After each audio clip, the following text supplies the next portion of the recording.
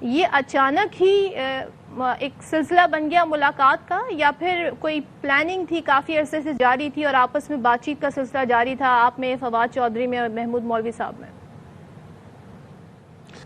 نہیں، ظاہر ہے کہ ہم جب دو سارے بیٹھتے ہیں تو برین سٹارمنگ تو کرتے ہیں. پی ٹی آئی آج بھی میری جماعت ہے، میں اسے اپنے آپ کو اس کا حصہ سمجھتا ہوں، وہ سمجھیں یا نہ سمجھیں. اور اگر کسی کو اعتراض ہے کہ جا کے کیوں ملیں تو وہ آپ بھی ملنے جا کے. بھائی آپ نے تو ڈمپ کیا ہوا ہے، نہ آپ نے کبھی جا کے شاہ محمود قریشی سے ملاقات کرنے کی کوشش کی، نہ بیگم یاسمین راشد سے ملاقات کرنے کی کوشش کی، نہ اعجاز چودھری سے ملاقات کرنے کی کوشش کی.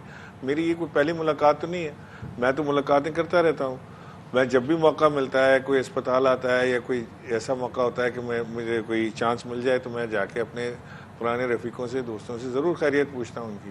اس بار ظاہر ہے کہ ہمارے ذہن میں ایک چیز چل رہی تھی کہ یہ جو تصادم کی سیاست ہے یہ نقصان دہ ثابت ہو رہی ہے، اور یہ کسی صورت اس سے کوئی فائدہ ہو نہیں رہا ہے کسی کو بھی.